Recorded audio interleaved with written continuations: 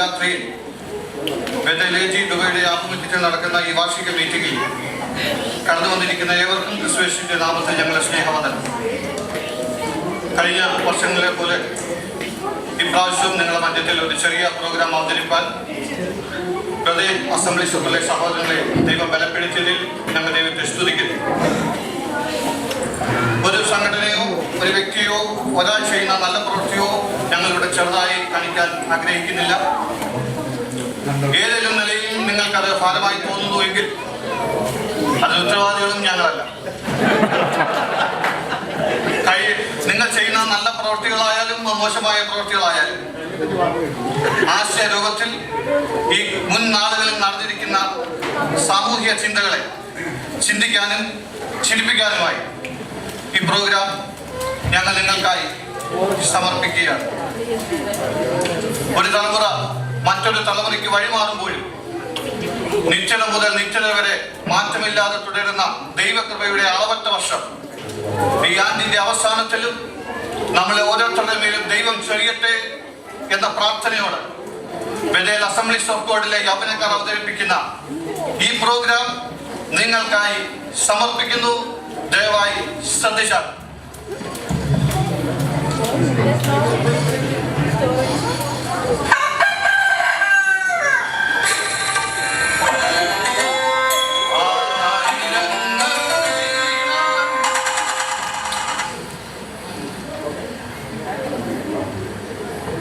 ആയിരങ്ങൾ വീണാലും പതിനായിരങ്ങൾ വീണാലും ആയിരങ്ങൾ വീണാലും പതിനായിരങ്ങൾ വീണാലും.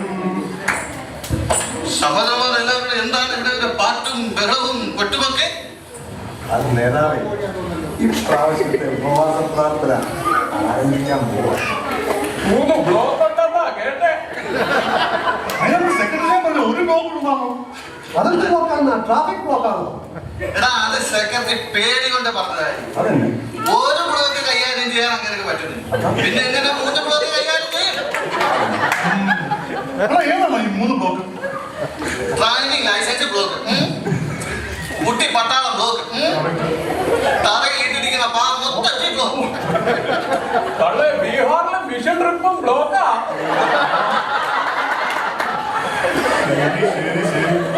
പറഞ്ഞതെല്ലാം ശരി. പക്ഷെ ഈ വർഷം മുതൽ എല്ലാം ആൽഫബറ്റിക് ഓർഡർ തന്നെ വേണം പറയാൻ. ഈ വർഷം മുതൽ എല്ലാം ABC ഓർഡറിലായിരിക്കും. പിന്നെ ഒരു കാര്യമുണ്ട്, മാസത്തിൽ ഒരു പ്രാവശ്യം എന്തെങ്കിലും പറഞ്ഞിരിക്കണമെന്ന ഹൈക്കമാൻഡ് ഓർഡർ. ഇപ്രാവശ്യം ഒരു കാര്യം നിങ്ങൾ ശ്രദ്ധിച്ചോ? ആ പത്തനാപുരംകാരൻ നമ്മുടെ നിശബ്ദ സ്തോത്രയെ കുറിച്ച് വലിയ വാചകമൊന്നും തട്ടിവിട്ടില്ലല്ലോ. കഴിഞ്ഞ പ്രാവശ്യം എന്തൊക്കെയാ ചെങ്ങാതി തട്ടിവിട്ടത്? അനങ്ങരുത്, കുലുങ്ങരുത്, ശബ്ദം കേൾപ്പിക്കരുത്. എന്റെ ദൈവമേ, കാലപ്പോയൊരു മോട്ടെ, നീ അറിയില്ലേ നമ്മുടെ മോദി എന്ന 500ന്റെ 1000ന്റെ നോട്ടൊക്കെ പിൻവലിച്ചത് കൊണ്ടാണ്. കിലുകിയാലും കൊള്ളാം, കിലുകിയില്ലേലും കൊള്ളാം. ആ പാവത്തിന് കിട്ടാനുള്ളത് ശരിക്കും കിട്ടിയിരുന്നു. നമ്മുടെ വോട്ടേഴ്സ് പേരുള്ള അവസാന ഡേറ്റ് എന്നാണ്? മുൻ വർഷങ്ങളെ പോലെ കാര്യങ്ങൾ ഈ വർഷം അത്ര ലളിതമാണെന്ന് ചിന്തിക്കരുത്. മുൻ വർഷങ്ങളിലൊക്കെ ഒക്ടോബർ മാസം വരെ കൃത്യമായി ടൈറ്റ് കൊടുക്കുന്ന ആർക്കും എങ്ങനെയെങ്കിലും ഒക്കെ വോട്ടേഴ്സ് ലിസ്റ്റിൽ കയറി പറ്റാമായിരുന്നു. ഇപ്രാവശ്യം ഡിസംബർ മാസം വരെ കൃത്യമായി ടൈറ്റ് കൊടുക്കുന്നവർക്ക് വോട്ടേഴ്സ് ലിസ്റ്റിൽ പേരിടുകയുള്ളൂ. നാളെ വെപ്പ്. അങ്ങനെയെങ്കിൽ കോറം തികയ്ക്കാൻ സംഘാടകർ വലിയ ബുദ്ധിമുട്ടേണ്ടി വരും.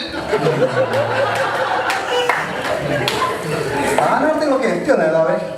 എടാ മുട്ടെ, വളരെ പ്രധാനപ്പെട്ട സ്ഥാനാർത്ഥികളൊക്കെ ആയുർവേദ ചികിത്സകളൊക്കെ കഴിഞ്ഞ്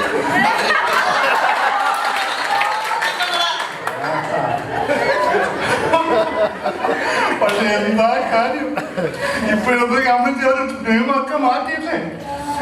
വിസാരക്കാരെ വേണ്ട, വിസ വിത്ത് മെഡിക്കൽ ഇൻഷുറൻസ് ഉള്ള കാലം.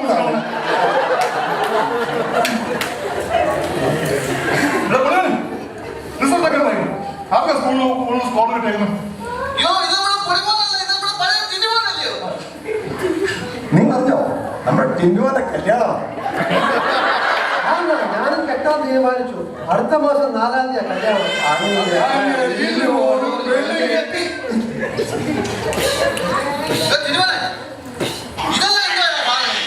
അല്ല, ഇത് ലേലം വിളിക്കാൻ പോകുന്നില്ല. ആൾക്കാരെല്ലാം പില്ലോയും ബ്ലാങ്കറ്റും എല്ലാം ചുടുവിലക്ക് അടിച്ചോണ്ട് ഇതും ചുടുവിലക്ക് അടിക്കാൻ വെച്ചതാ. പക്ഷെ കൊടുക്കുന്നില്ല, തിരിച്ചു കൊണ്ടില്ല. നമ്മൾ സ്കോർ എന്തായി ആണോ? അല്ല, ഈ കൊല്ലം തകർപ്പൻ പെർഫോമൻസ് ആയിരുന്നു. ഇത് വൈറ്റ് ഇവര് ഫുള്ള് പരസ്യത്തിന്റെ ആൾക്കാർ. അവസാന നിമിഷം മത്സരിക്കത്തുള്ളൂ. അത് വേറെ വല്ല മരത്തിന്റെ ചോട്ടിന്ന് കീച്ചയും താക്കോലും ഇതൊക്കെ കൊടുത്തോളും. അവസാനം വേണമെങ്കിൽ ഒരു കൈ കൊടുക്കും. ആണോ? അല്ല, റെഡ് എന്തൊരു മണം. ഇവരാണ് ഫുള്ള് കച്ചറ പറഞ്ഞ ആൾക്കാർ. പിന്നെ കസേരയിടും, മൈക്ക് കൊടുത്തു, ഇടയ്ക്കൂടെ ഓടി നടക്കും.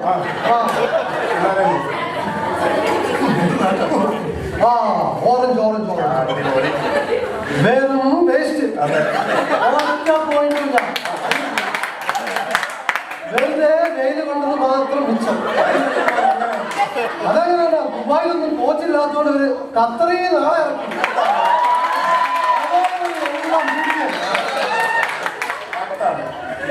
പിന്നെ അണ്ണാ പർപ്പിളും ഒന്നും പറയാനില്ല.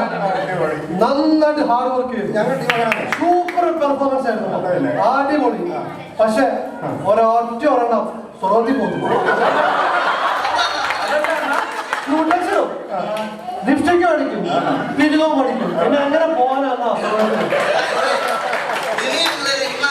പണികളൊന്നും ഇവിടെ നടക്കില്ല.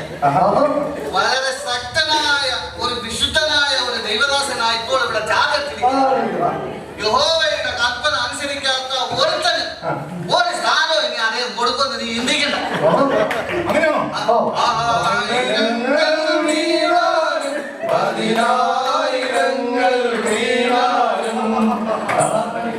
മത്സരം ആഭിചാര ദോഷം പോലെ ശാഠ്യം വിദ്യാരാധനയെ പോലെയാകുന്നു. നീ യഹോവയുടെ വചനത്തെ തള്ളിക്കളഞ്ഞുകൊണ്ട് അവൻ നിന്നെയും രാജസ്ഥാനിൽ നിന്ന് തള്ളിക്കളഞ്ഞിരിക്കുന്നു.